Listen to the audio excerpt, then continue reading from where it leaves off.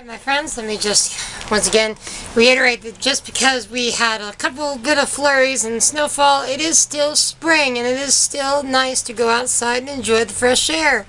Even if it is, 32 degrees when you wake up at 2 o'clock in the morning to watch the moon turn red or what have you. Actually, I was a little bit late. It was kind of pretty much almost done by the time I got to see it, but it was pretty nifty. And I would not start going, hey, the end of the world is coming in times, and it's like, no. God put the earth and the moon in motion a long time ago, and these events were caused by just the passing by of the earth, moon, and the sun, and Mars and everything, just like they have in the past. It's not mean the end of the world is here. Anyhow. But I would just like to go ahead and say, we are in the book of 1 Kings. Congratulations, you've made it this far. We are in April and we are in the book of 1 Kings, and we're going to make it through the Bible this year. I know we are. And of course, you may actually be back in like the Tower of Babel or, Exodus, and that's all good. You know what? It does not, there's no one keeping score here. Anyone that just get in the Word. Period. He wants to fill you every day with His Word and His message and His love. It doesn't matter where you are. He loves you, and He wants to fill you up where you're at. Where you're at. He'll meet you where you're at and bring you out of that and bring you on to what He has for you. That's what it's all about. That's what the Bible's all about. We're getting to the book of 1 Kings, and the first chapter, of course, is just, David's on his deathbed. They go and get a Shulamite girl to keep him warm at night because he can't really hold his body heat. And, people are all, and he doesn't cohabitate whether the Bible's very clear about that, because David likes, girls, but this time, it's not going to happen that way. He, at the end of, okay. By now, you'd think that people would stop trying to steal the throne, but quite frankly, it just gets worse from here. And it's almost like, it's like a bad HBO show, or it's not actually a good HBO show, but whatever. I'm not going to go there. We're not talking about Game of Thrones or anything like that right now. But the concept here is that David's not even dead yet, and people are already trying to take the throne from Solomon. Solomon's going to be next on the throne. God says that's how it's going to be. And, of course, the other brother here, Adonijah, he tries to take the throne from his brother. And he gets all these guys together to go ahead and get himself crowned. And of course, he doesn't take all of the people that aren't going to agree with him, like Nathan the prophet and Benaniah, one of the mighty men of Solomon. He doesn't invite them, of course, because he doesn't want people that are going to disagree with him. The problem with doing this outside is that there is a little bit of traffic, and I start thinking I really wish I lived out in the middle of the boondocks.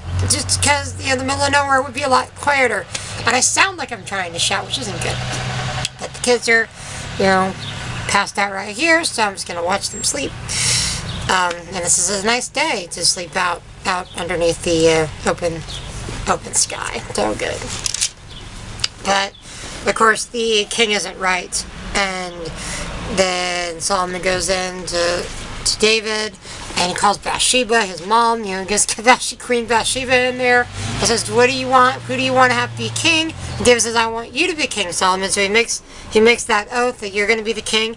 There's some more betrayal here. Even Joab, who was like the mighty commander. I even praised him in the last videos, and now I'm like, what? And David says, Solomon, the people that have wronged me in my lifetime. Take care of them. I'm sure you can be creative. I'm sure you can come up with something. It's like, really? Yeah, okay. Basically, he says that in chapter 2. There have been these guys that shed blood in the name of war. And that was Joab. He shed blood in the name of war, even though it was during peacetime. You can get a hint of this message in 1 Chronicles chapter 28, that in links to chapter 2 of 1 Kings. Is 1 Chronicles chapter 28. I love how King Solomon does it, though. He goes to Adonijah, and Adonijah's trying to,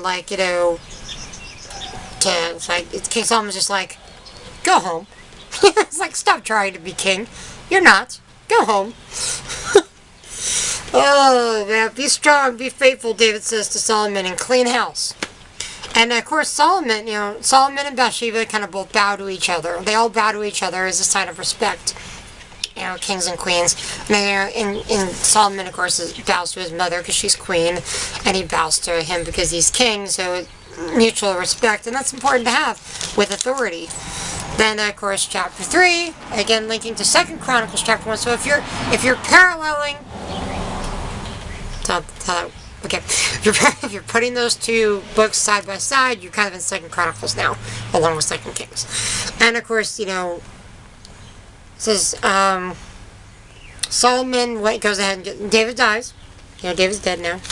Yeah, he actually died in chapter 2. Okay, but a little bit more dealing with some of the betrayers and people who are trying to usurp the throne. Then chapter 3, Solomon starts to form marriages with, you know, marries Pharaoh's daughter, marries a lot of people in order to get alliances set up so that he can expand his borders and have a large period of peace, 40 years of peace, which is the best and longest period of peace Israel had known, I think even now. But as far as that, he says, you know, now my Lord God, you've made your servant king in place of my father David, but I'm just a child. You know, and he says, you know, God says, I'm going to give you whatever you want. I'm going to give you whatever you want, Solomon. And Solomon says, I want wisdom. Hi, little bird. Oh, mother bird. Actually, we have a mother bird that likes to hop around our house until I put the spring basket up on the roof, or up on the porch, and she will actually build her nest in that basket. So she has been waiting and circling around our cars, you know, and basically begging me to go get a basket. So I'm going to need to go do that soon so she can lay her eggs in our basket. And she basically ends up killing the plant, so why bother? Oh, and oh yes, you want some cereal? Silly rabbit. Easter is not for you, it's for Jesus.